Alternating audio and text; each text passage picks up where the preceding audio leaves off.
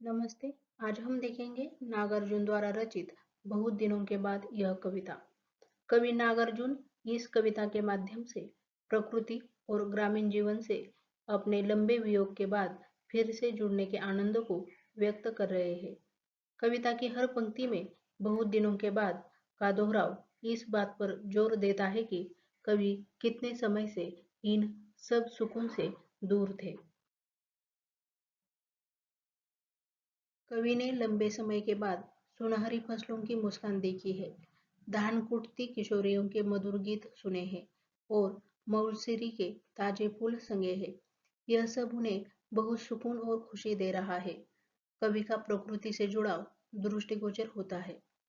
कवि को अपने गांव की पगडंडी की मिट्टी में भी चंदन जैसी सुगंध महसूस होती है, जिसे वह बहुत दिनों बाद छू पाए हैं।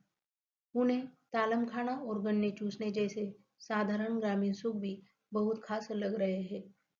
अर्थात कवि ने ग्रामीण जीवन की सादगी कविता के माध्यम से अभिव्यक्त की नजर आती है। कविता की अंतिम पंक्तियों में कवि कहते हैं कि उन्होंने बहुत दिनों बाद इस धरती पर गंध, रूप, रस, शब्द और स्पर्श इन सभी इंद्रियों के सुखों को एक साथ पूरी तरह से भोगा है। यह दर्शाता है कि गांव की प्रकृति के बीच लौटकर उन्हें जीवन का पूर्ण अनुभव मिल रहा है। कवि नागार्जुन की कविता बहुत दिनों के बाद सिर्फ एक भावनात्मक अभिव्यक्ति नहीं है, बल्कि इसका एक गहरा साहित्यिक महत्व और उद्देश्य भी है। इस कविता का मुख्य उद्देश्य शहरी जीवन की व्यस्तता और कृत्रिमता से दूर प्राकृतिक और ग्रामीण जीवन की सादगी एवं सुंदरता को महिमा मंडित करना है। कवि उन छोटी छोटी खुशियों को उजागर करना चाहते हैं जिन्हें हम अक्सर नजरअंदाज कर देते हैं। कविता का सबसे बड़ा उद्देश्य कवि का अपनी जड़ों यानी गांव और प्रकृति से लंबे वियोग के बाद हुए पुनर्मिलन के आनंदों को व्यक्त करना है। हर पंक्ति में बहुत दिनों के बाद का दोहराव इसी आनंद और राहत को दर्शाने के लिए किया गया है। कवि ने गाँव लौटकर फसलों की मुस्कान, किशोरियों के गीत, मिट्टी की खुशबू और मौलसिरी के फूलों जैसी साधारण चीजों में जीवन का असली सार और सुख पाया है।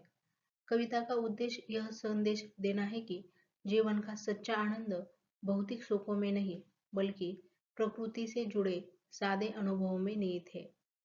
कवि ने गंध, रूप, रस, शब्द और स्पर्श का एक साथ अनुभव किया है। इसका उद्देश्य यह दिखाना है कि प्रकृति के बीच ही हमारी सभी इंद्रिय पूरी तरह से संतुष्ट हो पाते हैं और हमें एक परिपूर्ण जीवन का एहसास होता है।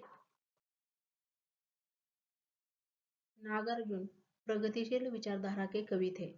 उन्होंने अपनी कविताओं में आम आदमी, किसान और गांव के जीवन को प्रमुखता दी। यह कविता भी ग्रामीण जीवन की यथार्थवादी और भावुक तस्वीर पेश करती है, जो इसे विशेष महत्व देती है।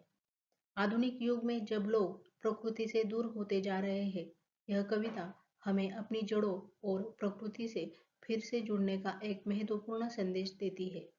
कविता हमें याद दिलाती है कि प्रकृति से हमारा रिश्ता कितना गहरा और जरूरी है। इस प्रकार से कविता के अंत में कविता पर आधारित कुछ प्रश्न देखेंगे।